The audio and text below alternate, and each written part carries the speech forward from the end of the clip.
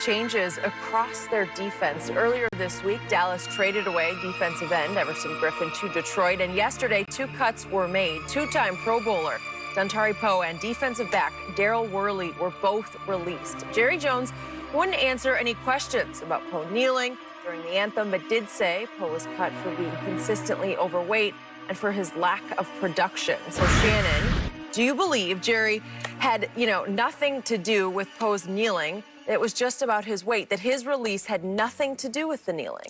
Skip, I think the kneeling issue got the relationship off to a rocky start, because Dontari Poe says, I'm kneeling. I don't care what the policy is.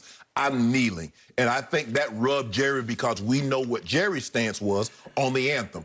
Toes on the line, helmet in the left arm, hand over heart. That's what Jerry wanted. Dontari Poe from the start. From the start. Yeah, it did seem to mellow during the training camp. Well, I think the thing is, but Dontari Poe was matter of fact with his. He thing. was. Skip, look. What Jerry is trying to do, and I get it, Skip. Jerry's trying to send a message, but he's trying to send a message through guys that aren't identified as Cowboys. Clinton Dix, he cut him. He wasn't a Cowboy. Dontari Poe, he's not a Cowboy. Worley, he's not a Cowboy. Trade Everson Griffin, he's not a Cowboy. If you want to send a message, the D. Laws, the Jalen Smith, the Vander Eschers, those are guys that are identified. The Zeke Elliott's, those are guys that are identified as Cowboys.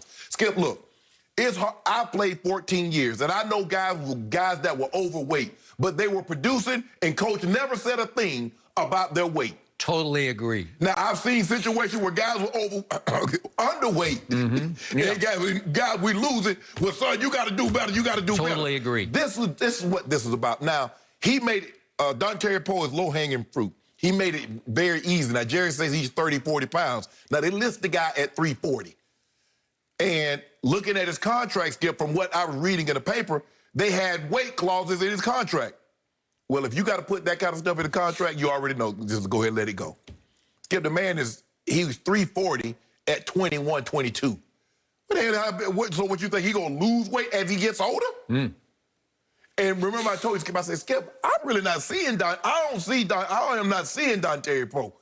Now they talk about, well, he wasn't rushing. Skip, he's not a pass rusher. Mm. Guys that side don't rush the quarterback. They eat up space. And granted, when you're running the ball, but it's hard for me to believe that they're just running the ball right over where Dontari Poe's supposed to be. I see them toss it left, toss it right. They go in the A gap, the B gap, the C gap. They're getting whatever they want. So, Jerry, but I want to know, Skip, let me ask you this. You've been around the game 40 years. Let's just say a general manager signs these guys, and one guy that he gave $4 million to doesn't even make it to training camp. Another guy you trade during the season, and you release 2 guys. Fire him.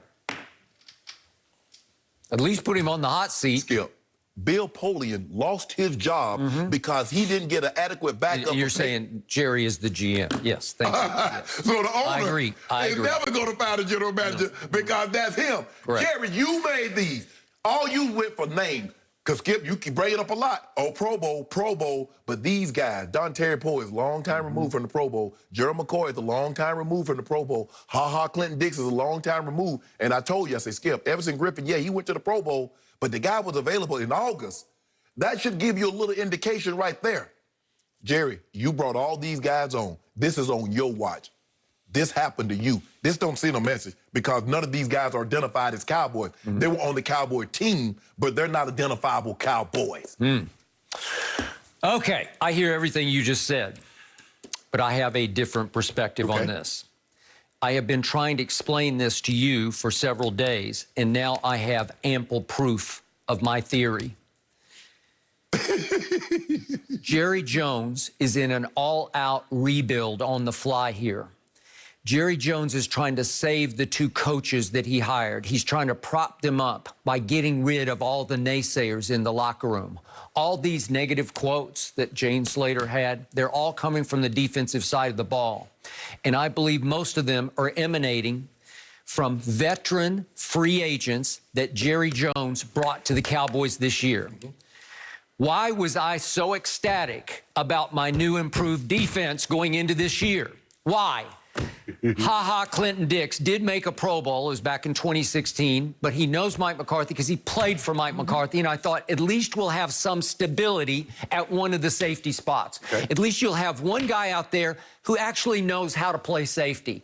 He may not have, he's only 27, but he may not have the ability to make Earl Thomas kind of plays, but at least he will provide some semblance of credibility at safety that we no longer have. Right. He was whacked before the year started.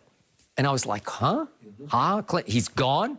Okay, I'm going to go right down the line. Everson Griffin, he's made 4 Pro Bowls, including one last year for the Vikings.